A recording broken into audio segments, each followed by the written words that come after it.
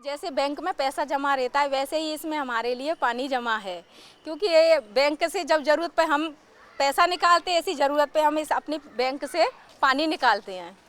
जी हाँ, बैंक में पानी सुनकर आपको आश्चर्य तो जरूर हुआ होगा, लेकिन आज के समय की बड़ी मांग है बारिश के पानी को बजाय छतों और नालियों में जाया करने के हम इसी तरह से पानी के छोटे छोटे बैंक बना लें, क्योंकि पानी की किल्लत हम सब के लिए बड़ी चुनौती है।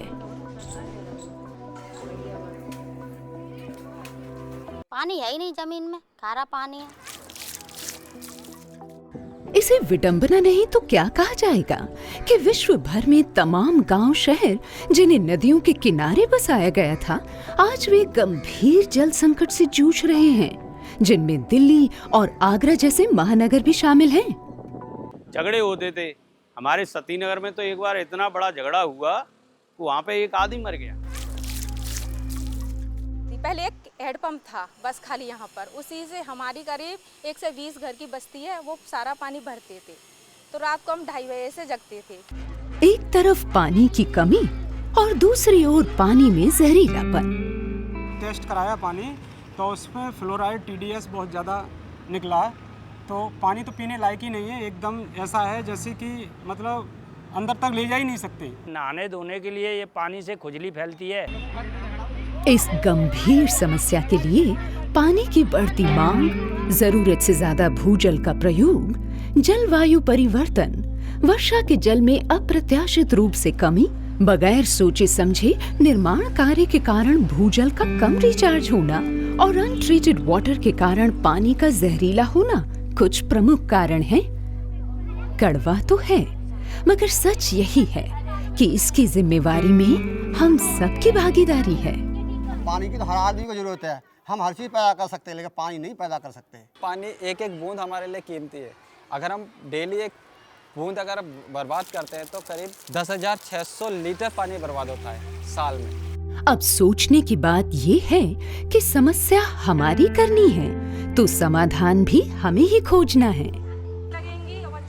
की टीम निकल के ही जा रही थी यहाँ से, तो उन्होंने देखा हमारी दिक्कत है कि बहुत ज़्यादा यहाँ पर दिक्कत है, एक ही टंकी में सभी लोग पानी को एडजस्ट नहीं कर पाते हैं।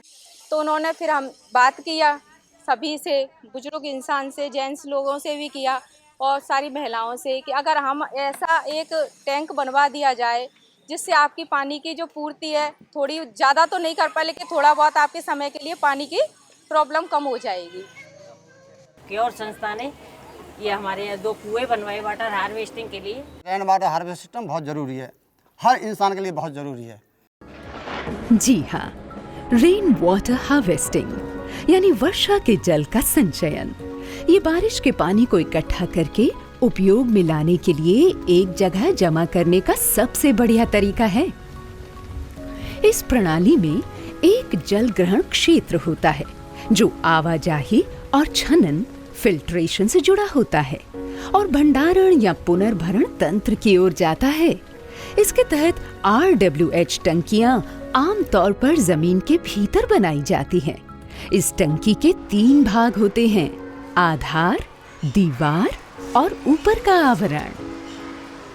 बारिश होती है छत पे, उसका जो छत पे जो पाइप लगाए जो जमीन के अंदर 10 फीट नीचे लगा है, यह पानी ये टैंक में जाके जमा हो जाता है। इसके बाद ये यहाँ पे रेन वाटर हार्वेस्टिंग सिस्टम से जी आता है अंदर, बाहर पीते हैं फिर हम इसे साफ होके। यहाँ पे पानी की बहुत प्रॉब्लम थी सर। ये जो मतलब ये जो नल लगा था ना, इसमें पानी गंदा भी आता था और इससे लोग बीमार भी पड़ते थे। अब ये जो रेन वाटर हार्वेस्टिंग सिस्टम है ना, इसका पानी पीने में भी अच्छा है और खाना बनने में भी अच्छा लगता है। इसे घर भी ले जाते हैं, घर में खाना बनवाते हैं। कहते हैं जल है तो कल है, जिसकी एक एक बूंद को संजो कर रखने से न सिर्फ हम इस पर खर्च होने वाले धन को बचा सकते हैं, बल्कि जल जनित तमाम बीमारियों से भी बच सकते हैं। पानी खरीदते थे हम लोग, टैंकर से पानी लेते थे, वो भी खाने की क्वालिटी अच्छी नहीं बनती थी। इस पानी को पीने से 95% बच्चे बीमार नहीं होते। और अब इस पानी को पीकर ना तो किसी बच्चे के पेट में दर्द होता है और पानी बहुत अच्छा होता है। RWH सिस्टम स्थान और सामर्थ्य के अनुसार छोटे और बड़े हो सकते हैं। इसलिए छत प्रणाली के जरिए वर्षा के जल का संचयन करने के लिए सबसे पहले समुदायों को प्रेरित और इकट्ठा करने का प्रयास किया जाता है। इसके बाद समुदाय के अनुसार उपयुक्त स्थान का चयन और मापन होता है। इस प्रणाली में सबसे अहम है समुदाय से हर चरण पर चर्चा, समुदाय की संपूर्ण साझेदारी और भागीदारी के साथ ही हर योजना को अमल में लाना।